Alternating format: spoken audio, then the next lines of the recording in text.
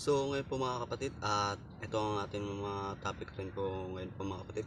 Kung may mga bisa ba ang mga medalyo sa Quiapo o wala po mga kapatid.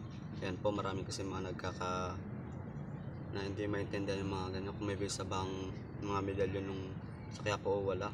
So ngayon po mga kapatid at mga binibenta rin po sa mga Quiapo rin po mga kapatid eh wala po mga buhay po yung mga kapatid. Baka sabihin nyo naman kasi ng peke o peke mga kapatid. Kasi kung sabihin nyo peke mga kapatid eh wala po mga bisa po yun. Kaya gaya rin po pag nasubok nyo sa bala ng baril po, parang kagaya rin po kala Nick Manaya pag binaril mo eh sabihin eh ng iba eh ay peke yan. Hindi po yung sa ganito rin po mga kapatid kasi ayun po mga kapatid eh walang mga bisa o walang mga buhay po mga kapatid. At nalalaman rin kasi yung mga pag may buhay rin po mga kapatid ang medalyon rin po eh nag-iibang ating lakas na pagdagdag kasi ng lakas. Maganda rin kasi sa mga medalyo na may mga may nakaka-attack ng pang perserte po na pang remove ng mga negative energy po yung mga ganyan po mga kapatid, mga ganyan. Yan about sa mga distraction rin po mga kapatid. Kasi nakawak na rin po kasi nung mga buhayaran ng mga medalyon rin po. Noon may buhay rin po ako na medalyon rin po mga kapatid, hindi ko naman binibenta. Eh pinilit lang kasi ako ng kaibigan ko na bilhin rin yung medallion ko po mga kapatid. At sinusubok ko rin po yun sa mga kapatid eh. Yung dito, yung sa kabal naman po yung mga kapatid eh. Yung para di aywa. At malakas rin kasi yung kami ko parang nagiging bato rin po mga kapatid. Ay nakapang dagdag rin kasi ng lakas na hindi mo may paliwanag. Parang hanggang sa pagbuhay po ang yung tangan na medallion. Marami rin kasi mga sinyalis rin po mga kapatid. Meron rin kasi na medallion na pag binaril mo ko mga kapatid eh dalawang putok lang po eh, o isa lang po eh.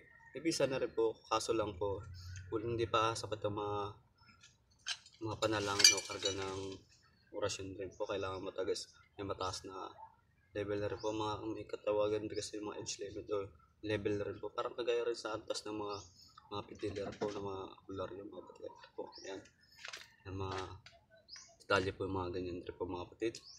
Kung gaano kalakas yung pananampalataya sa Diyos rin po mga kapatid eh, ganun rin kasi pagbabato rin ng mga orasyon rin po mga kapatid. Mas maganda rin kasi pag gumawa ng kabutihan sa mga tao rin po, nakakadagdag lalo. Salamat sa Diyos rin po mga kapatid at araw-araw tayo magdasal. At yung mga banal na espiritu po at sumahan tayo ng banal na espiritu sa mga tatlong persona po. Maraming activity lalo. Hindi naman ako masyadong magaling sa mga ganyan trip yung pagbabato rin po ng mga Mica rin po mga kapatid. Kasi nakagawa rin ako ng kasalanan. Siyempre, tao rin ako mga kapatid. Kaya may pagkakamali rin kasi ako sa mga ganito rin po. At ayan talaga yung detalye at purpose na rin po nandyan po. Nakakalobo rin po yan mga kapatid. Kasi nasa Biblia rin po yan mga kapatid. Kaya nasa 10 utos nga rin po yan mga kapatid. Kaya lang maging matuwid tayo para maging malakas ang ating spiritual na kakayahan rin. Lalo pa rin tayo at naniniwala sa Diyos rin po na buhay. Mga ganyan rin po. Yan rin kasi nasubo sa medalyon kung malakas yung pananampalataya rin mga kapatid. Magaling ka mag-aral mga ganito ng mga spelling mga kapatid ng mga Mica rin po. Kung papasok ba ang orasyon rin dito sa logo at mabubuhay rin po mga medalyon rin po mga kapatid. At sinasabi rin po ng karamihan rin po mga kapatid at iliman natin yung mga ganito rin po mga kapatid. Hindi naman kinakargaan ko ng mga ganitong mga pang-ilimon natin po mga kapatid. Ang kinakarga ko dito mga mabubuting espiritu rin po mga kapatid, di bad spirit po mga kapatid. Magandang gabi rin po mga kapatid. Ito ang hawak ko at tangan ko rin po dito hindi po buhay po ito mga kapatid. At naramdaman ko kasi pagbuhay ang medalyon at tangan rin po mga kapatid.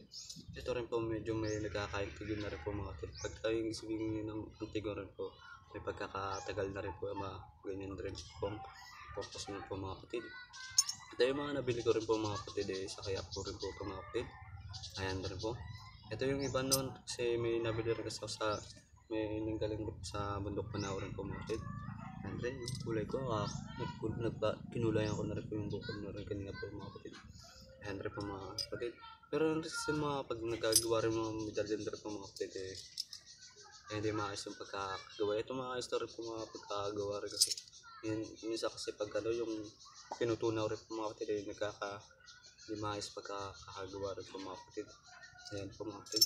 So ngayon po at sana ay naliwanagan rin po kayo sa mga ganyan detalye aking pinahayag rin sa ganito rin po tapos sa mga instruction rin po at palakasin natin ang uminaya sa Diyos natin ng spiritual natin kakayan po at mananampataya at tayo magsalap sa Diyos na buhay at makaiwas po tayo sa mga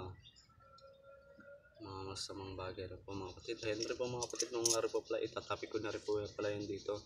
May mga kasamahan rin po ako pala sa bundok mo na rin po. Hindi ko akalain kaya rin pala malaman yung kinakaharap rin po na ayun, yung binasa yung nagkakamali rin ako kasi syempre taon man din po ako mga kapatid.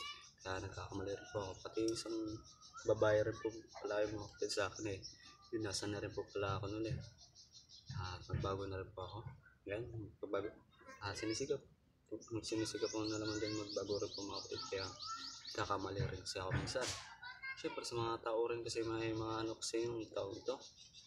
Yung manalita kaya iniisip ng kasamahan ko siguro kaya pumasok ko sa larangan ng spiritual ng ganito rin po. Papasok sa mga ganito. Para lang makagantihan ng po. Ayan ang sa isip ng lalaki sa akin kasi nalaman rin po laksar pala ng third eye na rin po.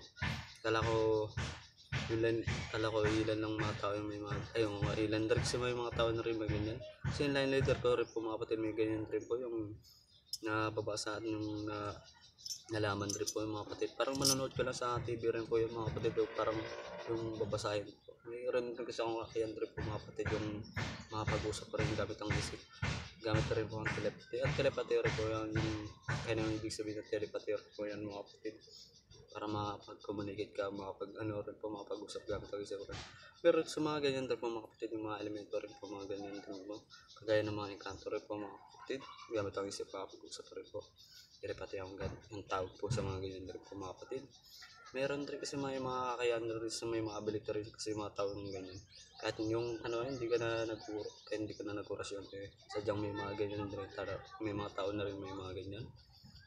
Gift na sa kanila po ng Panginoon rin po ng mga ganyan po. And marami rin kasi akong mga kasamaan rin nun, may mga torday rin po, ang lakas po nun. And lalo yung may kasamaan rin po nun, may torday rin po sa mga oras trabaho rin po namin. Ang pangalan niya rin po Marasigan manggagamot rin siya po noon, pero tinitigil niya na rin panggagamot. Ayun na rin sa manggagamot sa mga ganyan rin po. And nailangan na yung kape ko kasi mga kapit. Yan yung mga ganyan torday rin po mga kapit, kaya tinigil lang po niya. Kasi ang torday rin po mga kapatid parte ng utak rin po natin konektado sa ating utak. Kahit alam din po ako medyo may torday rin po ako. Kaso hindi naman masyadong malinaw. Hindi clear ang aking torday ko rin po mga kapatid. Hindi masyadong malinaw kaya nakakita naman din ako hindi naman masyadong malinaw. Mas maganda kasi kung malinaw alinagan mo kasi bawat yung makikita mo. Kasi delikado rin yung mga ganyan kasi mga alam na naman kasi ng mga elemento na susundan ka kasi pag alam na bukas ng isang tao yung third eye rin po. Para kagaya nun, kunyari may third eye po kayo tapos naalaman ng mga elemento na nakikita ka rin nila kaya susundan kayo. Parang kagaya rin namin sa yung kasama ko sa rin po sa bundok na rin po yung kasamahan po. Yung kasamahan ko rin po na manggagamot na po nagamit third eye po kasi nakalider rin po siya ng elemento rin po. Ewan ko kung anong elemento yung sa kanya sumakan. May bara kasing elemento rin po. May elemento yung kagaya ng duwende, balang kanto, mga ganyan rin po, o kapre, mga ganyan. Yung mga pangalan po nila. So ngayon po, hindi ko na masyadong pababae at medyo may babasahin rin po ako mga kapatid. Kaya hanggang dito na lang po tayo at lagi po tayo manaplatay sa Diyos ng buhay at Diyos na totoo. Diyos na kagalagalas na nakatawag ng kapatid samaan.